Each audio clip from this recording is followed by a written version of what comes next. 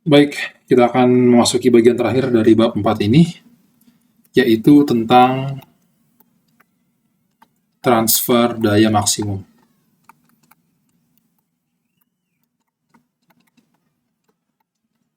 Oke, jadi ini masih berlanjut dari cerita sebelumnya mengenai teorema Norton dan Thevenin. Misalkan kita punya suatu rangkaian linear yang terhubung dengan suatu beban gitu ya. Di rangkaian linear ini, ya tentu saja terdapat sumber, entah itu sumber arus ataupun sumber tegangan. Dan kita ingin tahu berapa daya maksimum yang bisa dihantarkan kepada beban ini gitu. Nah, jadi caranya adalah pertama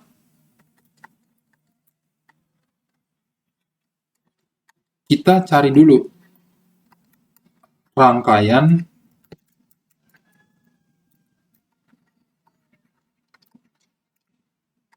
ekuivalen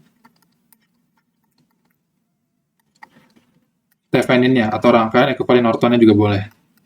Nah, tapi kita akan fokus ke rangkaian ekuivalen Theveninnya. Nah, jadinya kan setelah menggunakan teorema Thevenin ataupun Norton sebelumnya, rangkaian linear ini bisa kita ubah menjadi ini ya, sebuah sumber tegangan yang seri dengan sebuah resistor, tersebut dengan resistansi ekuivalen Norton. Kemudian ini sumbernya, gitu. Sumbernya misalkan punya resistansi RL. Nah, seperti ini. Nah, kita bisa cari tahu nih, berapa sih daya yang ditransfer kepada sumber. Ingat ya, daya itu kan adalah tegangan dikalikan dengan arus ya. Dalam hal ini adalah tegangan pada beban dikalikan dengan arus yang melewati beban.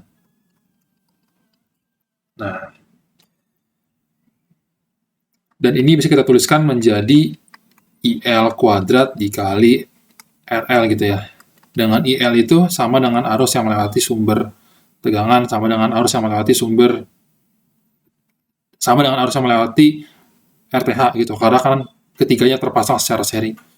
Nah, berarti IL ini adalah VTH dibagi RTH ditambah RL, ya kan, dengan hukum Ohm.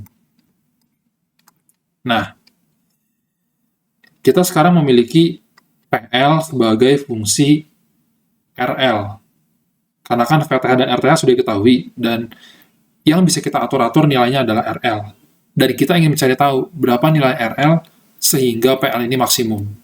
Nah, di kalkulus nanti kalau kalian coba ya, mengambil turunan PL terhadap RL, kalian set sama dengan 0, kalian akan peroleh bahwa ini terjadi saat RTH itu sama dengan RL. Nah, jadi itu dia. Ini dia syarat terjadi transfer daya maksimum. Oke? Ketika RTH-nya sama dengan RL. Nah, sekarang berapa daya maksimumnya? Ya udah, kalau RTH sama dengan RL, berarti kan kalau kita substitusikan ke sini ya, berarti PL max itu adalah VTH dibagi RTH tambah RL, sama dengan VTH per 2 RTH. Dikuadratkan jadinya VTH kuadrat dibagi 4 RTH dibagi 4 RTH kuadrat dikali RTH, sama dengan VTH kuadrat dibagi 4 RTH. Ini dia daya maksimum yang mungkin ditransfer. Dan ini terjadi ketika RTH sama dengan RL. Oke, mungkin seperti itu saja. Kita akan bertemu di bagian berikutnya mengenai op-amp.